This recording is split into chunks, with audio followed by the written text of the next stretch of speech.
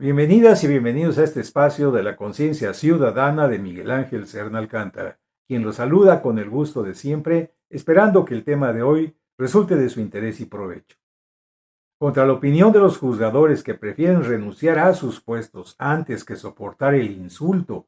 de someterse a la elección popular, nuestra conciencia ciudadana quiere recordar que la costumbre de elegir a los juzgadores por voto directo y secreto de todos los ciudadanos es de uso normal en diversas partes del mundo, incluidos los Estados Unidos, que se dicen ser los padres de la democracia. Sin embargo, nuestros ministros de la Corte y sus aliados conservadores argumentan que en la rancia tradición jurídica de México no existen antecedentes y por tanto querer que el pueblo los elija es no solo una aberración jurídica, sino un insulto insoportable a su dignidad y decoro profesional, por lo que decidieron rechazar los cambios constitucionales que así lo ordenan. Pero el argumento de la ilegalidad de la elección ciudadana de jueces, ministros y magistrados se viene abajo cuando nos enteramos, para sorpresa nuestra, buscando aquí y buscando allá en la historia, cómo fue que el mejor presidente de México, don Benito Pablo Juárez García, llegó a ocupar la presidencia de la República tras desempeñar brevemente el cargo de presidente del Tribunal Superior de Justicia, como entonces se denominaba a la actual Suprema Corte de Justicia.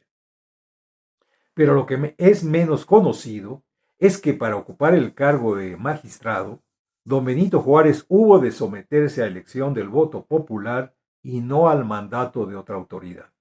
Es decir, que Benito Juárez fue electo como presidente del Poder Judicial nada más ni nada menos que por el pueblo, tal y como hoy lo establece la nueva ley del Poder Judicial, y no por propuesta presidencial ante el Senado, como se eligieron en el pasado a los actuales ministros de la Corte, que se niegan a obedecer el mandato de la propia Constitución sin contar con las facultades suficientes para hacerlo.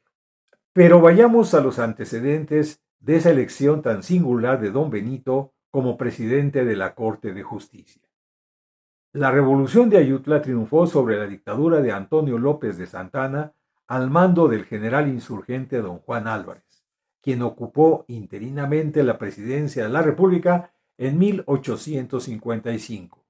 Durante su gobierno, el presidente Álvarez nombró a don Benito como secretario de Gobernación y, entre otros más, al general Ignacio Comonfort como secretario de Guerra por ser el más importante militar al frente de las fuerzas liberales.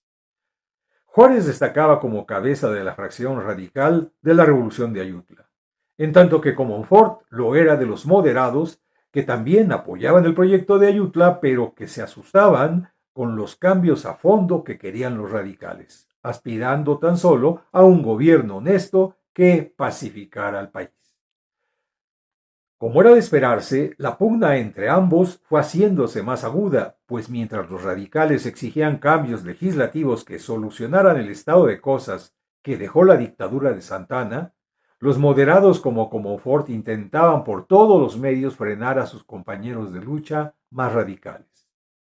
El propio don Benito tuvo que sobrepasar a Comonfort impulsando la Ley de Bienes Administrativos, también conocida como Ley Juárez,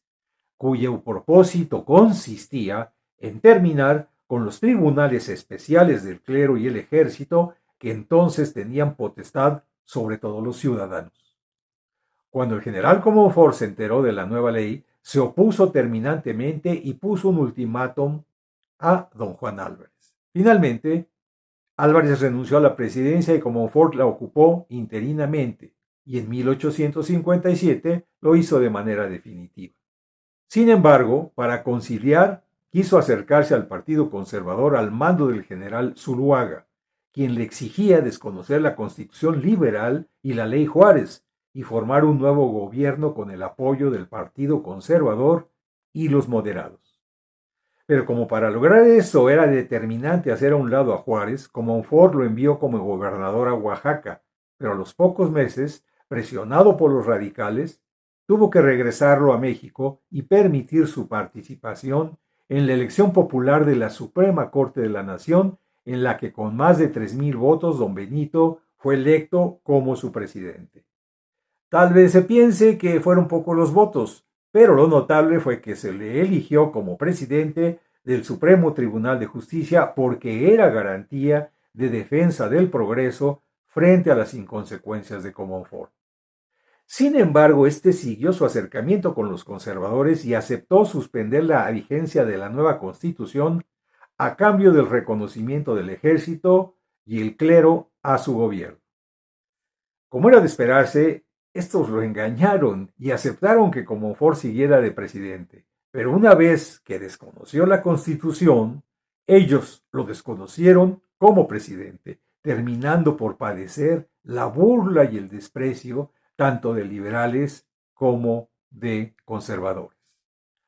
Al desconocer la Constitución del 57, Comonfort quiso atraer a Juárez a su traición proponiéndole se le uniera, pero este se negó rotundamente a seguirlo en su despropósito y entonces Comonfort lo retuvo como prisionero en Palacio Nacional.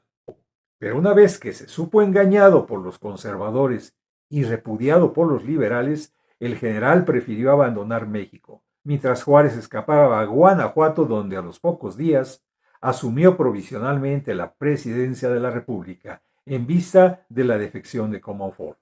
Estos acontecimientos dieron lugar a la rebelión de los conservadores, a la que le siguió el periodo histórico al que se le conoce como la Guerra de los 3 años. Lo que nos interesa de esa historia, por la situación actual tan semejante a la que México vivió en aquella época, fue recordar a ustedes que efectivamente, y gracias a la Revolución de Ayutla y la Constitución del 57, un indígena y mexicano patriota fue electo presidente de la Suprema Corte de Justicia de la Nación por medio del voto popular, que echa por los suelos la falsa versión de que en México nunca se han elegido a los jueces y menos a un ministro de la Corte. La verdad es que sí, sí lo tuvimos, y tan importantes como Benito Juárez en esa época en que el pueblo se alzó contra las prebendas conservadoras que gravitaban desde tiempos de la colonia sobre las clases populares, y que lo hizo creando una nueva constitución que no solo separó la Iglesia del Estado, sino que creó procedimientos democráticos para la elección de sus juzgadores y gobernantes, como fue el caso comentado de Benito Juárez.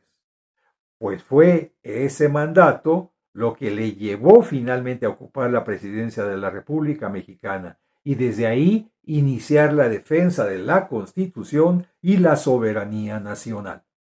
Sin esos antecedentes, tal vez don Benito no hubiera podido llegar a la presidencia de la República, pero el hubiera no existe y lo único que estamos seguros es que, repetimos, Juárez fue electo por el voto ciudadano como magistrado presidente de la Corte, tal y como hoy lo ordena la nueva ley del Poder Judicial, aunque muchos ortodoxos del conservadurismo pretendan ocultar la trascendencia de ese hecho histórico y traten de impedir que el pueblo recupere el derecho que tuvo en aquella ocasión para nombrar a sus juzgadores.